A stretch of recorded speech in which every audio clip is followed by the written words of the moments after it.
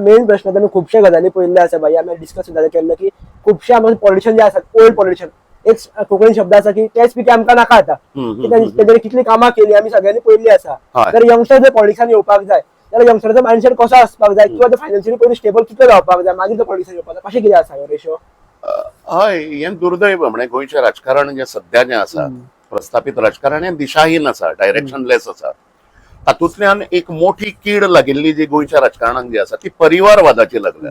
म्हणजे घोव बायलां तांकां राजकारणान हाडप, आपल्या सोयऱ्यांक आपल्या पुतांक राजकारणान हाडप, तांच्यान योग्यता आसा काय ना ते पळोवप ना, आणि धनबल आणि बाहुबल म्हणजे मनी पॉवर आणि मसल पॉवर आणि सत्ताबल म्हणजे आजी गव्हर्नमेंटाची आपली एक वेगळी पॉवर असता न्ही, सगळे रिसोर्सेस तांचे कडेन असता, ते वापरून बाकीच्यांचे उदयोन्मुख हे जे आसात आमचे युवा वर्ग जे आसात तांकां हे करून दिवप ना, वाट करून दिवप ना, आणि जणू काय राजकारणान येतलो जाल्यार तुजे कडेन पयसोच आसूंक जाय, आणि तोय बी लाखांनी न्ही, तो कोट्यांनी आसूंक जाय, अशा प्रकारचो एक विकृत विचार हांचे कडल्यान अपेक्षा आशिल्ली की हे राजकारण जे आसा गोंयचें ते लोकाभिमुख करताले राजकारण.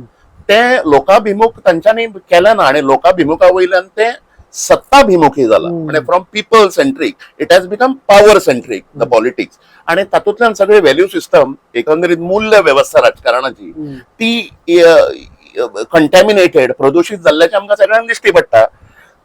त्यामुळे असो सगळो हे आसा.